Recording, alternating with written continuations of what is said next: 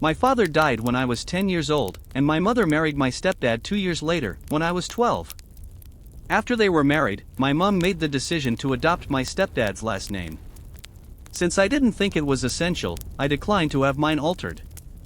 Even though I truly didn't like my stepdad or stepbrothers, I made an effort to get along with them. Everything was good until I was 13 because this man felt it would be better to move away from my family to be nearer to his.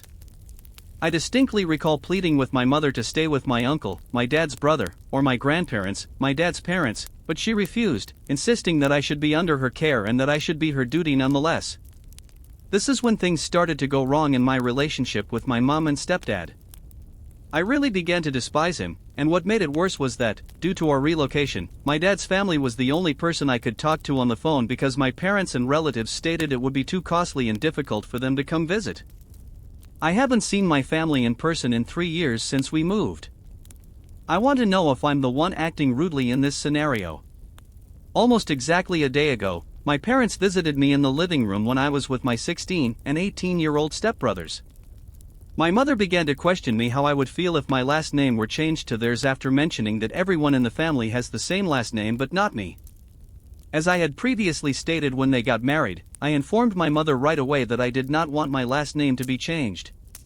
My mother acknowledged that she understood, but she also advised me to hyphenate my name if I didn't want to change it. However, I informed her that I was also unwilling to do that.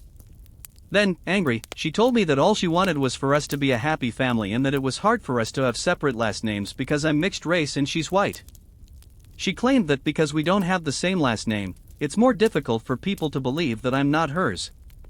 I informed her that I wanted to preserve her last name since it was her decision to alter it and her obligation to do so.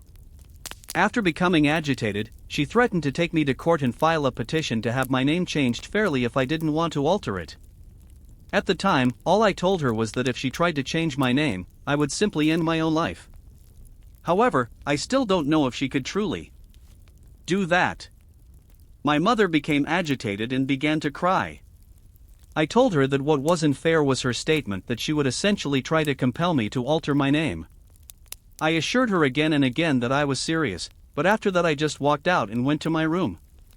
After a little over an hour, my parents visited me once more and inquired about my sincerity when I had said I would kill myself.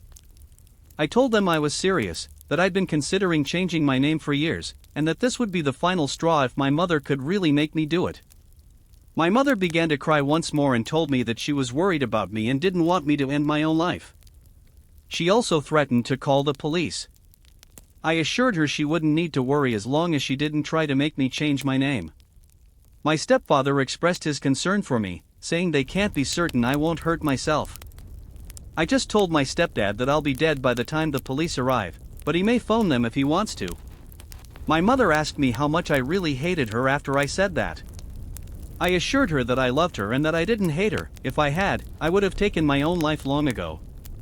I've been trying not to unalive myself because I know how much it will upset her, especially after Dad passed away, but I informed my mom that I'm not happy with my life and that eventually I have to put myself first. If the need arises, I will unalive myself. She said no when I inquired if she intended to appear in court once more. She said no when I inquired whether she intended to call the police on me. I assured her that there was nothing to be concerned about, so everything was okay. That was last night. My 18-year-old stepbrother informed me that I had to apologize to my parents and his dad for what I said last night when he was driving my other stepbrother and me to school today. This perplexed me, so I informed him that his father and my mother would have to apologize instead. I informed him that my mother had essentially threatened to have me alter my name, and I had just warned her what would happen if she tried. Then I told him to mind his own business and leave me alone. It would be the greatest thing he could do. He did just that, and I was grateful for it. After that, we rode in silence to school and back home. I haven't spoken to my stepdad at all and have hardly spoken to my mom today. Although it didn't disturb me too much, I could sense my mom was still upset when she spoke to me. Before the update, a few remarks are now necessary. First comment: you need help, but you're not a jerk. I apologize if your mother and stepfamily don't seem to be concerned about your depression. Moreover, it's insane for her to suggest that you despise her based on your suicide thoughts. Considering that her child had disclosed his desire to end his life, her feelings are unimportant at this time. Could you research the emancipation requirements if you reside in the United States? States have different requirements, but if you meet them, the judge has the authority to sign a document known as a proclamation of emancipation. You might move in with your grandparents or uncle, and your mother won't have any influence over your decisions. If not, kindly express your feelings to your grandparents or uncle. Find out if there is anything they can do to assist you in leaving that residence. Please know that you can move out on your own after 2 years if, for whatever reason, they are unable to assist you. When you are no longer in the company of those who would make you feel horrible about your depression, things will improve. I can tell you this since my family disregarded my depression when I was growing up. It is difficult, much more difficult than most people realize, but things improve greatly. I swear. Comment 2, this goes far beyond being a jerk, therefore I won't call you that. Sincerely, you should inform your mother that you plan to reverse the last name change once you get 18 in the time it takes her to complete the process. She must therefore come to the realization that her efforts are being in vain and that it will never materialize. The danger is unquestionably excessive given the actual circumstances. She needs to hear that her demand is making you less friendly with her, and once you turn 18, it will all be for nothing. Thank you for staying tuned for the update. Literally, the week got off to a great start. While traveling to school, my 18-year-old stepbrother totaled the vehicle. The car was totaled, but no one was wounded. The car was a gift from his late father, which is why my stepdad was upset, not the accident itself. It resembled seeing a saucepan overflow. He was screaming and had a crimson face. He refused to listen to my mom's attempts to soothe him. He pointed the finger at me, alleging that my stress over the whole last name situation diverted his son off the road. It was unbelievable to me. I mean, at the time, I wasn't even speaking. This is where things get very twisted, though. My stepdad revealed, out of rage, that he had been diverting money from my dad's college fund to cover his son's bills. Costs like the car, which was reduced to a twisted pile of metal. My mother was taken aback. She was unaware. I felt duped. The only thing my dad left me was that money, and my stepdad was treating his memory as if it were unimportant. I was so furious that I had trouble speaking, yet I took no action. I simply went to sleep in my room. Later, my mother entered, sobbing, and apologized for not knowing. I didn't want to hear her promise to make things right. I had the impression that I was always the one who got the raw deal. My mother informed me the next day that she had scheduled a meeting with a lawyer in order to recover the money. She intended to address my stepfather. She didn't bring me along. I was unable to confront him. She informed me they'd had a big argument when she returned, but she had the documents to show the money belonged to me. My stepdad agreed, she added, to repay the entire amount plus interest. I was unsure about whether to feel glad or sad. Although I was relieved that I would receive my dad's money back, the entire ordeal only made me feel bad. The house felt like a chilly war zone, and my mom and stepdad were not communicating at all.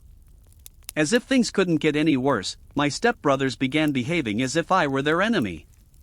They said that I was too responsible for their dad's problems. I made a difficult effort to ignore them. In a house full of people, I felt alone. However, something unexpected transpired after that. One evening, my older stepbrother, the one who was in the vehicle crash, came to me. He claimed to have heard his father discussing selling the automobile for parts and retaining the proceeds for himself with someone on the phone. He claimed to have discovered his father was not the person he had assumed. He stated he wanted to help put things right and apologized for putting the blame on me. We had a lengthy conversation, and it was nice to get things out of the way. We seemed to be acknowledging each other as individuals, rather than merely as step-siblings. He even claimed he would testify if necessary and offered to assist me with the legal matters. My mom and I paid a visit to my dad's grave to round out the week. We discussed every event that had occurred. She said she would prioritize me going forward. Though it was nothing much, it was a little consolation. I appreciate you reading. After I clean up after my girlfriend's bed accident, she cheats on me and our lease is cancelled, leaving her without a place to live. Throw away not just because I want to protect my privacy, my friends and relatives already have my man. My girlfriend and I have been living together for the past 6 months after dating for 2 years. My girlfriend had an accident in our bed on Saturday night. It happened throughout the night. She wasn't feeling well after our dinner of curry that evening. It was almost 3 in the morning when I woke up from her cries and tears.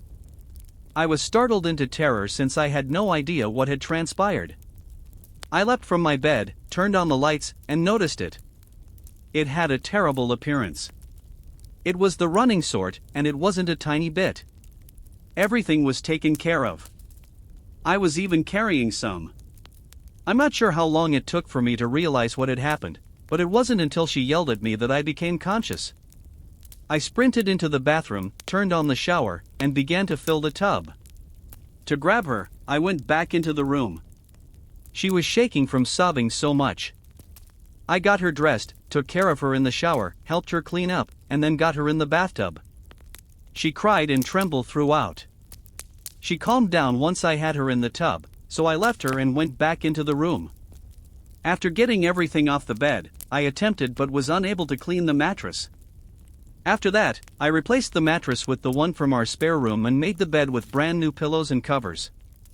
I took the other clothing to the laundry room and grabbed her some new clothes and underwear to put in the bathroom.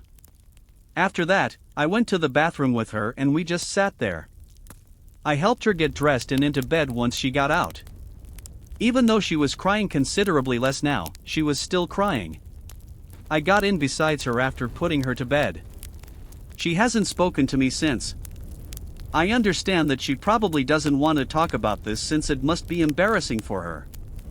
I don't need to discuss anything because this was an accident, and that is all that happens. She has the option to do that. However, she avoids me all day and doesn't say anything to me. All I got out of her was that I was an idiot for not assisting her right away and that I looked at her horrified in the afternoon. I haven't brought it up at all, let alone joked about it. I'm not sure if I made a mistake. Is there anything I could have done differently? I realized that standing there and watching wasn't the best thing to do, but who wouldn't be shocked at first to be woken up and see that? Am I the idiot for waiting to lend a hand right away? Edit to add a little more information, she cares about her image. Her parents weren't the best to her when she was younger, criticizing everything from her appearance to what she was wearing. She is currently working on that in therapy, and I have found that she truly cares about my opinion of her and how I see her. Now, for a few comments before the update. First, can you please explain why she was crying? I don't understand. She made a mess, and instead of getting up and cleaning it herself, she just sits there crying, expecting you to clean it for her. She even has the audacity to get angry with you. What is going on? Am I missing something?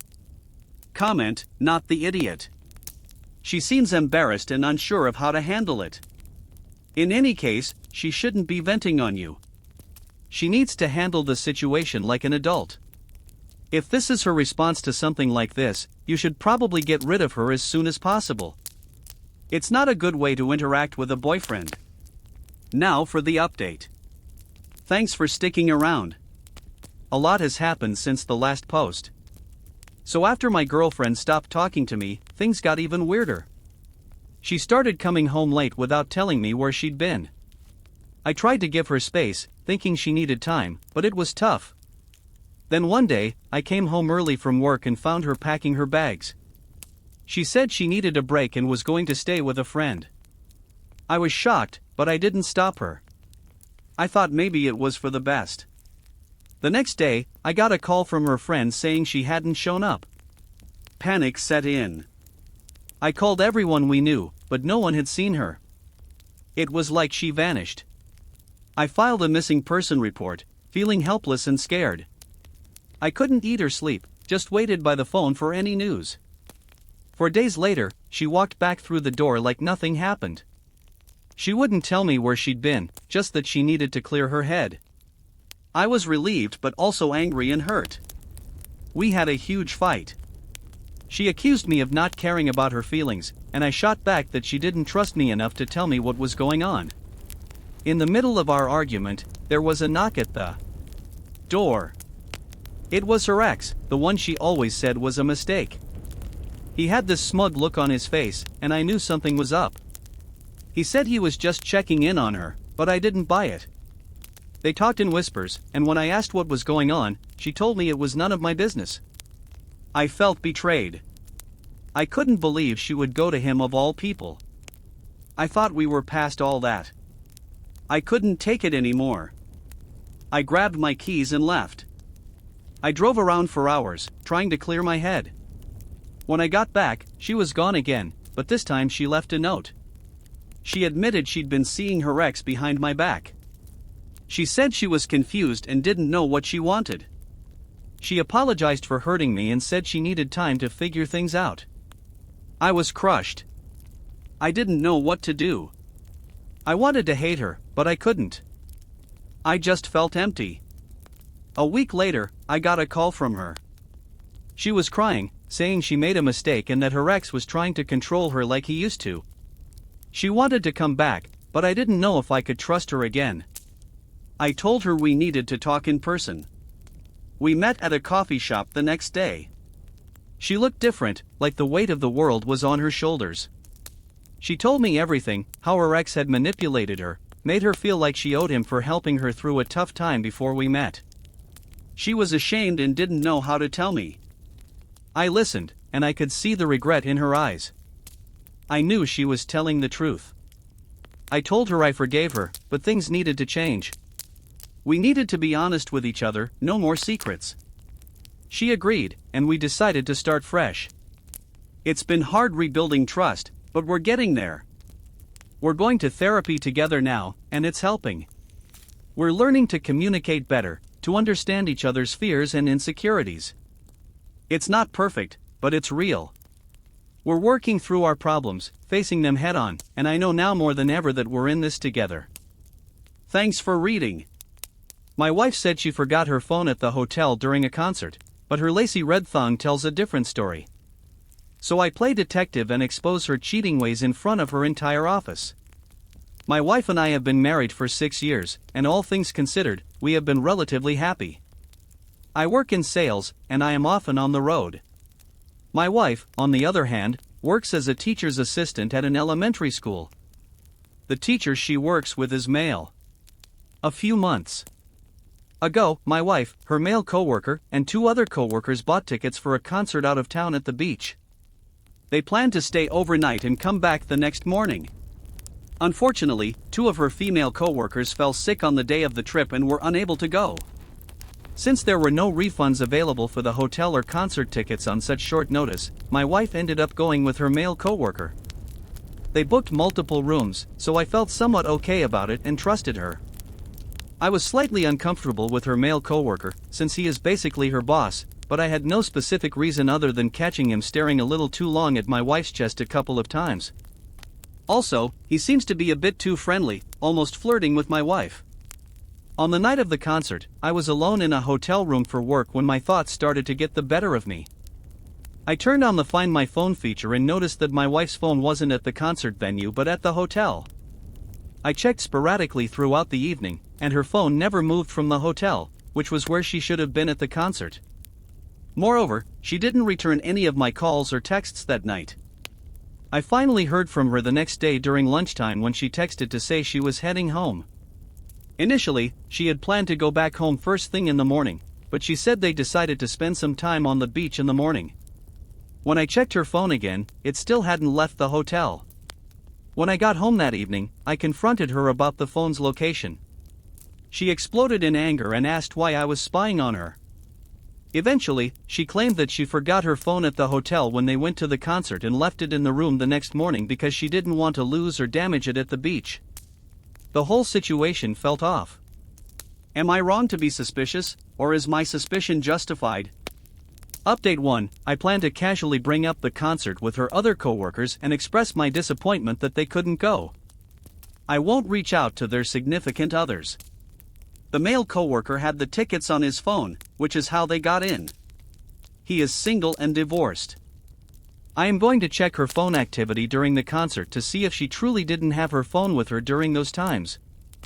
I will also review bank statements to see if there are any charges or lack thereof during the time in question.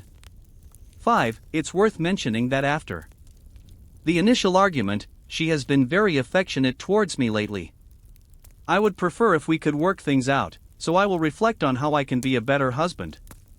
6. I don't plan on bringing up the lacy red thing I found in the laundry the week after. I figure she'll just say she bought new underwear, so it's not worth mentioning. I appreciate the input. I don't have many close friends, and this situation is something I feel too embarrassed to seek advice on from someone who knows both of us. Before the update, a few remarks are now necessary. First comment, since it seems like she hasn't been telling the truth, could you please verify the other two people's claims that they were ill and couldn't attend? Additionally, could you please confirm the number of rooms that were reserved? Lastly, could you please clarify whether the tickets were purchased electronically? Lastly, why didn't she call you the moment she picked up her phone again, either in the morning or after the concert? Second comment, did she pack appropriately for the beach? If it was a last-minute plan, she would have been unprepared for a beach day. There are far too many coincidences here. The idea of her being in a new town with a coworker and not having her phone on her is, at best, irresponsible. Thank you for staying tuned for the update, which follows. Here's what happened. I talked to her coworkers, right? Just casual chit-chat, nothing too nosy. They seemed bummed about missing the concert, but nothing seemed off. Then I mentioned how my wife must have had a blast with her boss, and they just gave me this weird look. Didn't say much, but it was enough to make me wonder. Next, I checked her phone activity. Big mistake. I found out she did use her phone that night, but not at the concert. Calls and texts to numbers I didn't recognize. I felt sick, like someone punched me in the gut. I didn't want to believe it, but there it was. Bank statements were my next move. No charges from the concert venue, but there was a charge from the hotel bar late at night when she was supposed to be at the concert. My heart sank. She's been all sweet and caring since she got back, which is not like her. She's usually more independent, you know? It's like she's trying to cover something up with kindness. I can't shake the feeling that she's hiding something. I haven't mentioned the red thong. I found it again, tucked away in a drawer. It's not her size. That's when it hit me. It's not about the underwear. It's about the trust. I'm not sure I can look at her the same way anymore. I'm trying to be a better husband, but it's hard when your mind is racing with doubts. I'd been working late, avoiding going home. It's like I'm scared of what I might find out if I dig any deeper. I'm not sure where we go from here. I thought we were happy, but now I'm questioning everything. It's like I don't even know her anymore. I'm just trying to keep it together, you know? Thanks.